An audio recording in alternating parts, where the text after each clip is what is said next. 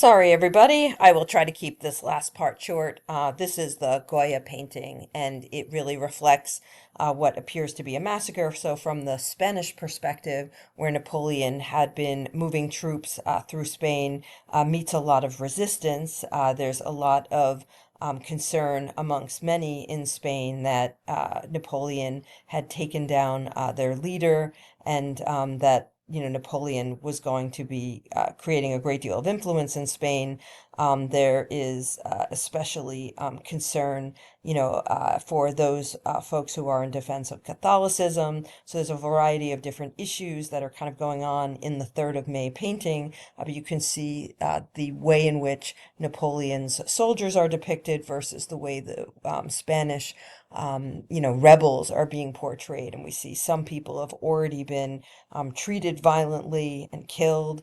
And we have kind of an image of a rebel, in a very kind of Christ-like pose, kind of being made into some type of, martyr or sacrifice. And so some of that is, significant depiction of Napoleon. And this is in essentially the time period. So, one of the things that you're going to be looking at is 3 excerpts. One is by an historian from 1981.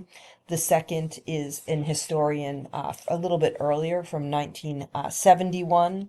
And the third is an historian who is a feminist. So it gives you a perspective from 1989, but somebody, writing with the lens of really looking at social history and looking at particularly the experiences of women. So, ooh, excuse me, sneeze.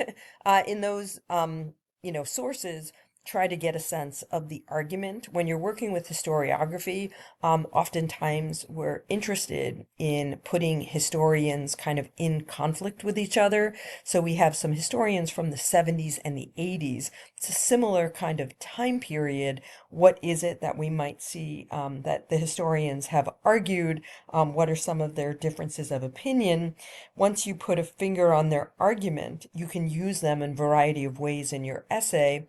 You can, kind of use them as a counter argument. So while some historians have suggested that Napoleon's, whatever, whatever, whatever, you can either refute that historian yourself with factual information. So you take on an historian, or you can put historians in conversation with each other. So while, historian X might have suggested blah, blah, blah, blah, blah, we also see, historian Y that, brought up the point, blah, blah, blah, blah, blah. So you're able to kind of use these historians who are looking at some content, similarly to the way you are, where they might be looking at a variety of different sources, but you can kind of put these types of things in conversation with each other.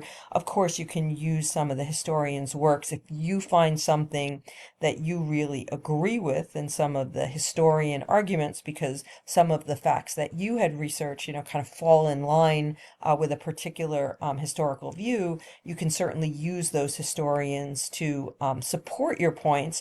You don't only want to name drop them in your essay. So it's not enough to just be like, oh, and Bonnie Smith said this, and just kind of leave that alone. You really have to make a case that this particular historian, is making a particular point that, kind of works either, well for you or whatever.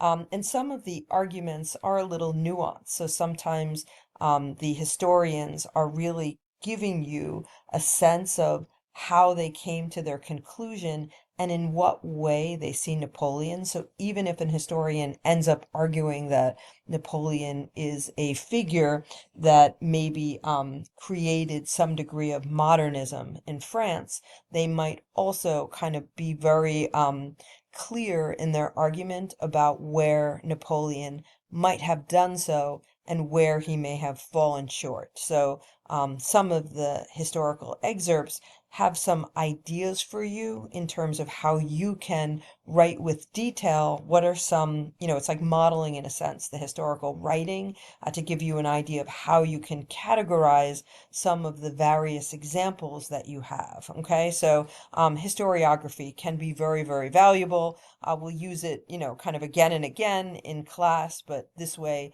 you have, a little bit of that idea. Okay, be well, everyone. And the other video that my intention is to do by class time today is to note some of the content for you, including some, mistakes that Napoleon made and just some clarity to some of the sequencing of events. If that is helpful for you, by all means, incorporate that background into your essay also. Okay, be well. I will see you in class. I am going to post the historian excerpts for you.